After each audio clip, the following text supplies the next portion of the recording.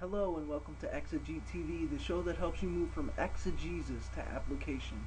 I'm Michael Halcomb. In this episode of ExegeTV, I want to show you one quick method on how to uncover some of the best biblical resources in existence. Really, this episode is for those just learning how to read the Bible and who want to get some good resources to be able to research it and learn about it more. So here I'm not going to talk about resources on the internet or the web actually, but rather written resources such as books and journal articles, essays, etc.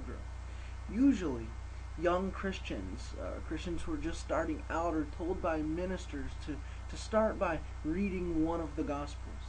Well, that's fine to do, but what's the point in just reading it if you're reading it out of context and or you're not really able to understand what you're reading?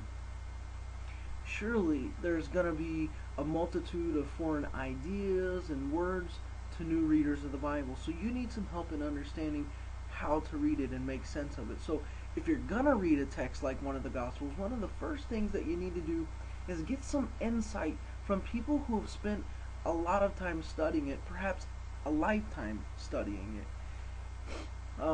Typically, people will go to places like family Christian bookstores and they'll buy a commentary or a personal Bible study, that kind of thing. And if that's your only option, then yeah, that's an okay starting point, but it's by no means a good ending point or the only place to start, or even your best place to start. Really, the best place to start is at a college, university, or seminary library. That's where you really find what you need to help you study these things deeper. Go there and ask someone to direct you to the theology section. Even better, if you have a particular passage from the Bible or a set of verses in mind, then ask that person to help you search their theological journal database, such as EBSCO or ATLA. You know, almost all colleges and all seminaries actually have EBSCO, so remember that name, EBSCO. Journals, they're the best place in my opinion to start because they're typically where the most in-depth study is done, where the most helpful arguments are made, and where the new ideas are constantly being advanced. Some might argue that new Christians shouldn't read such deep material. I have to disagree with that. I think we've dumbed down Christianity too much.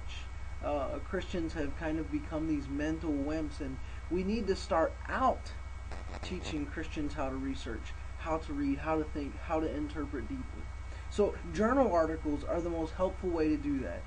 They allow you to see the kinds of conversations that good biblical scholars are having, and they allow you, in a sense, to take part in those conversations. If you don't understand everything you read in those articles the first time you read through, then read them again. And again, read them as much as it takes. And that actually leads me to my next point about articles, plural. One of the best things about journal articles is that they give you the history of how a passage has been interpreted and how it's been discussed throughout time. And along with that, they show you where other scholars have made arguments in their works. In other words, in the footnotes, in the endnotes, in the bibliographies, you can find a treasure trove of other articles and books to read on this passage or this set of verses that you're wanting to go deeper with. So if you're a new Christian and you want to get serious about Bible study, then hit up the theological journal section of your library. Bible colleges and seminaries almost always have these. And when you do this, you will already have surpassed thousands of people who've been in the church their whole lives but have never attempted to go deeper on their own. And right now, that's the kind of people we need. That's the kind of people the church needs. That's the kind of people the world needs. So we need well-rounded thinkers. I hope that helps.